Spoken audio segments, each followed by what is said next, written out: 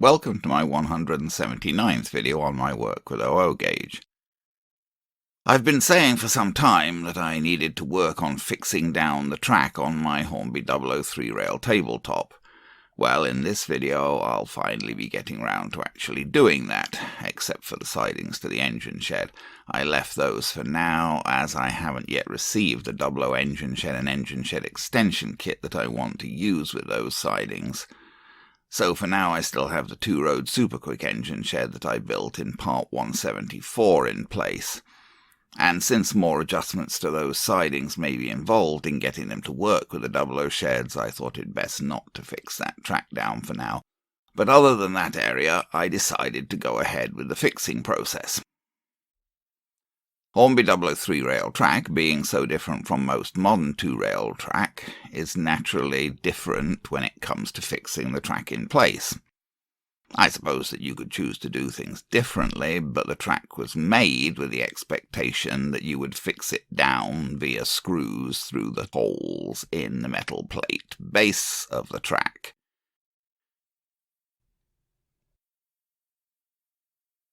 Here's what the basic Hornby Dublo 3-rail instructions have to say about fixing down the track. The bits about not screwing it down too tightly and being careful to avoid short circuits with the third rail are of course important and always applicable. I don't know about 3/8" number 2 round head screws. I'll get back to the issue of suitable screws in a bit. 3-rail track sections generally have 2 screw holes, one near each end. This is mostly true regardless of the size of the sections. Full straights and curves have 2 holes, half straights and curves have 2 holes. Quarter straights, on the other hand, have no holes at all, so I guess they're just supposed to get fixed down by transfer of pressure from the sections to which they're joined. Curves have 2 holes each, just like straights. It's probably even more important that curves are connected and fixed down well than for straights, since the motion of rolling stock is more stressed on curves and making derailments more likely. The fixing provisions for points are a bit odd, at least they seem so to me. Points do have 2 holes just like other track sections, other than the ones that don't have any holes, but the holes on points are in slightly strange positions, one near the end of the curved branch and one on the plate beside the operating lever. It would have seemed to me more consistent to have provided 3 holes on points, one near the end of each connecting track, though I guess there may have been some difficulty fitting that arrangement in with the parts of the point. Buffer stops also need to be fixed down, and they really do need fixing to be of use. They have a single fixing hole in the middle of the base. Sorry this picture's out of focus, still not catching that all the time with the new camera. Some accessory items are also provided with fixing holes. For example, there are holes at each end of the island platform assembly. And there are holes at the bottom of each stairway of the footbridge. On the other hand, the large station assembly has no fixing holes. The level crossing also has no fixing holes, and the special half-straight tracks with raised sections between the rails also have no fixing holes. This is a bit awkward. The level crossing also raises the level of the track going over it, making it difficult to fix down the track sections on either side well. The TPO operating track is another exception to the 2-hole rule. It has 3 holes. One near either end of the straight, and one in the middle of the back of the plate carrying the line-side equipment. I encountered a bit of trouble regarding screws. I tried whatever screws I had on hand first, and basically nothing I had would fit through the holes in the track bases. Well, except really tiny screws that would go right through the holes. The holes are quite small. I had some tiny screws for rolling stock repair and electrical work, but those weren't long enough and probably not really the right type either. As I showed before, the Hornby instructions suggest using round head screws, but Ronald Dodds, something of a Dublo guru, suggests using screws with countersink heads on the grounds that they will tend to self-center in the holes and they will sit down lower. Ronald's points seemed very reasonable to me, so I looked around for screws small enough to go through the holes and with countersink heads. My local hardware store really had nothing suitable in stock. I ended up buying this set of screws on Amazon. These are M2 screws, meaning that they're basically 2 millimeters in diameter. They are self-tapping screws with countersink heads. The set includes screws in lengths of 4 mm, 5 mm, 6 mm, 8 mm, 10 mm, 12 mm, 16 mm, and 20 mm, providing 100 screws of each length. The Hornby recommended length of 3/8 of an inch equates to about 9.5 millimeters, but they were probably assuming that the screws would be going into wood. My 3-rail track is laid on black foam matting, so I figured that I would need to use longer screws, and I in fact used only the 2 longest lengths provided in this set. I would have used exclusively the longest 20 mm screws, but the 100 provided were not enough for all of the fixing requirements of my track, so I used mostly 20 mm screws, with some 16 mm screws where it seemed that there would be less stress on the fixing. Here are the screws themselves. I used mostly the screws in the top right section, with some from the top centre section. If you were fixing to a harder material, you certainly could effectively use shorter screws, with 10 mm, those in the bottom right section, corresponding most closely to the Hornby recommendation of 3/8 of an inch. Since I knew that I would want longer screws to go into my foam, I would have bought specifically just longer screws, but that didn't seem to be an available option. This set was the closest match that I could find for what I wanted. This set cost me just under $18 Canadian with tax, etc. The screws that I bought were of the crosshead Phillips type. Thank goodness, not slot head. I don't see any reason for using those at all anymore. I got out a couple of suitable Phillips screwdrivers. These have rotating ends to their handles, which really helps in driving small screws, because you can just press down on the top of the handle and then turn the screwdriver. I ended up pretty much entirely using the smallest screwdriver, the one with the green handle. So I was ready to start actually fixing down track sections. I started with the TPO operating track, as it was right in the centre of my front straight. I did my best to centre the shaft of the screw in the hole and then drove it home into the foam, just until it pulled down the edges of the track base to the foam, but with only a light contact, not really tightening it at all. I was pleased to find that the screws would hold in the black foam quite well like this. As noted, the level crossing raises the track somewhat and doesn't provide for screwing down, so all that I could do was to screw down the ends of the track section on either side, and even those couldn't really be screwed right down onto the foam due to the need for the track going over the level crossing to be raised. I worked round my outer loop first, working outward from the TPO track in the centre of the front straight and round the curves on either end. Here you can see the screws in the ends of sections at the back end of the right-hand curve. And here's the back end of the left-hand curve. The quarter straight there does have a hole in it, and that's because it's not actually a real Dublo quarter straight. I didn't have enough of those, and this section is a piece cut from the end of a full straight, and hence it has the hole from the end of the full straight. Personally, it would seem to me that it would have been better if a hole had just been put into the centre of the quarter straights like this.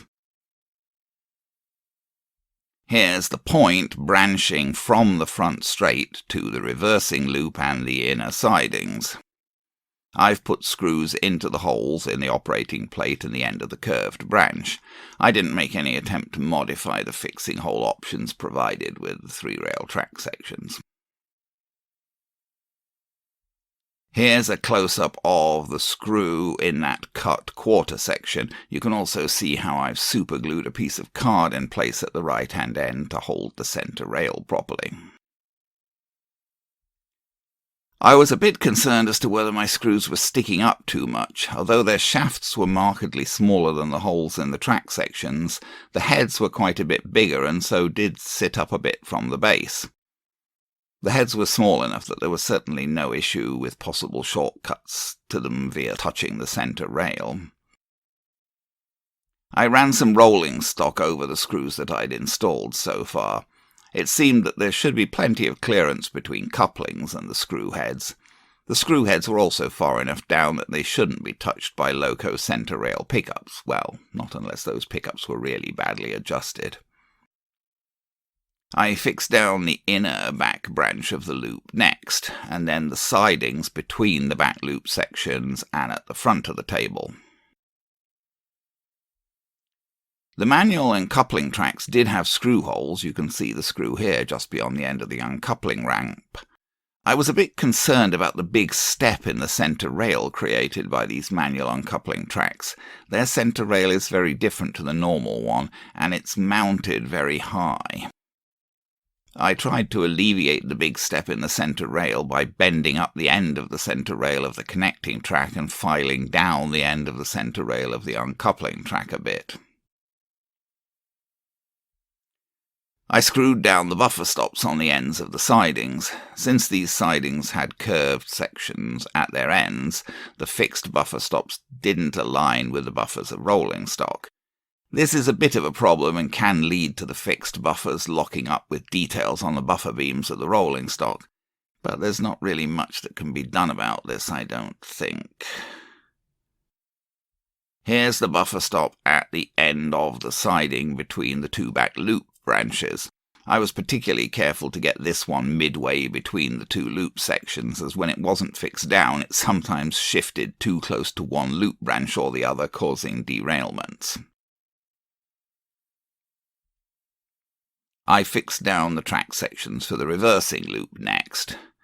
Then I moved the trains out of the station so that I could fix down the tracks going into the station. I put screws into the point for the station branches. Then I screwed down the branches through the station. I did the far ends first with the buffer stops in order to adjust the two tracks to be as nearly straight and parallel as I could. On straights like this, the rolling stock buffers will hit the sprung buffers at the fixed buffer stops quite nicely, so long as the fixed buffer stops are lined up properly. Here you can see both station end buffer stops with rolling stock. The spacing of the buffers on the rolling stock varies a bit, but in this case both pieces are contacting the end buffers properly. One of these buffer stops is of the older all-metal type, and the other is of the later type with a plastic base. The plastic one's on the right. As noted, I didn't want to fix down the tracks to the engine shed area at this time due to the fact that I'm going to be switching from the Super Quick shed to a Dublo shed when the parts arrive. But I thought that I would go ahead with fixing down the track to the goods depot. When I went to do that, I realized that that track was made up of 4 half-straight sections, one of which was an uncoupling track. I only did that when I first laid this track because I had no more full straights left at the time. But now I have more full straights as I bought a bundle at the Breslau train show, and on the other hand, I've now run out of half straights. So I decided that I would switch the line to the goods depot over to be made of 2 full straights rather than 4 half straights. I made the switch, preparing 2 more full straights from the Breslau lot, cleaning them and fixing the fish plates, etc., and I screwed everything down, including the buffer stop at the end. Then I ran the wagons that I picked up at the Breslau show back into that siding. I bought this old tunnel on eBay and it arrived at this point. It's actually a Triang item, not Hornby, but it seems to fit in with the general ethos. These little tunnels are a bit ridiculous in a way, I suppose, but there's somehow something very characteristic of old tabletop layouts. When I was a boy, my dad made me a tunnel out of chicken wire and papier-mâché for my Triang TT layout.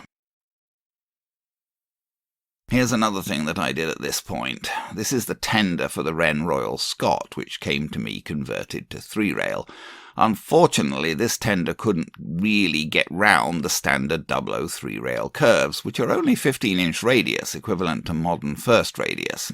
And that's what all original Hornby Dublo 3-rail curves are. They did introduce a larger radius, but only later on in the days of 3-rail. All of the early standard 3-rail curves are 15-inch.